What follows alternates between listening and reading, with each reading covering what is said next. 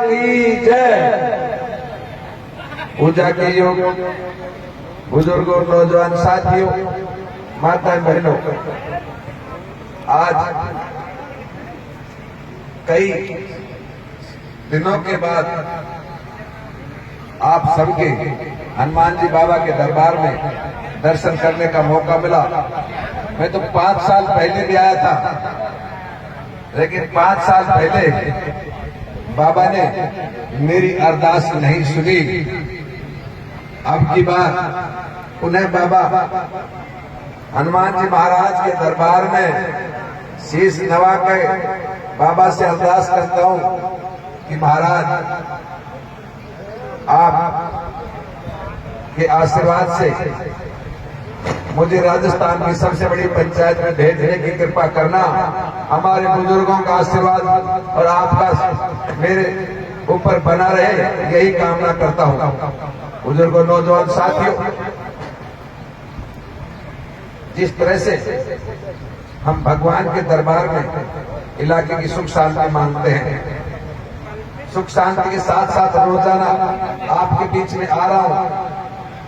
सरकार के बिना भी हम सुख शांति से नहीं रह सकते।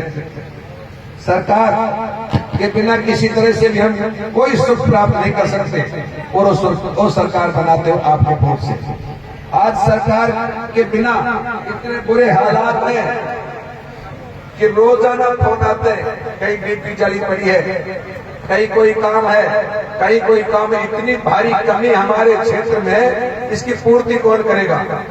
और पूर्ति के साथ साथ चलो सुख शांति बीपी 2 दिन बाद मिल जाए, लेकिन रोजाना गोलियां चल रही। कल भी आपने सुन लिया होगा, मोरोड़ी में गोली चली है।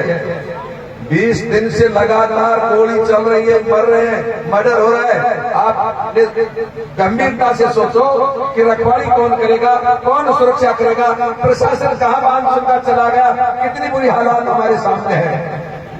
आप और हम तो एक दूसरे के बहुत नजदीक है, जाने पहचाने घर के हैं, लेकिन आप सोचो, मैं आपका बेटा हूं, आपका भाई हूं, मुझे कितने ताने सुनने पड़ते 5 साल 10 साल से।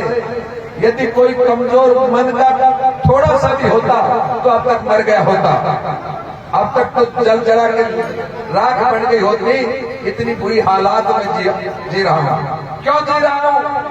कल भी मेरी बसपा की रैली थी, बहुत अच्छा प्रोग्राम था, और वो नेता 2-3 MP साथ थे कि मुकेश, इतनी मेहनत करने के बावजूद भी किसी तरह का कोई परिणाम नहीं आ रहा, ये कारण क्या है पूछना चाहते हैं। हमने उनसे यही बात कही कि पता नहीं अपनी किस्मत का ही कमजोर, मान लो मेरी किस्मत कमजोर है, बाकी तो मैं क्या कह सकता हूँ। एक व्यक्ति को जानता हूँ पूरे राजस्थान में, सच्चाई से कहता हूँ कि पूरे राजस्थान में आपने 75 साल से वोट दिया, लेकिन कोई भी विधानसभा का चुनाव लड़ने वाला व्यक्ति एक वोटर को किसी को नाम से जानता हो, किसी को शक्ल से जानता हो, किसी को गांव से जानता हो, शायद पूरे राजस्थान में नहीं है। करीबन मेरे विधानसभा क्षेत्र में 50,000 नाम तो मेरे व्यक्तिगत मुंह जबानी है। आप बताइए मैं क्या करूं? क्या खोट है मेरे अंदर?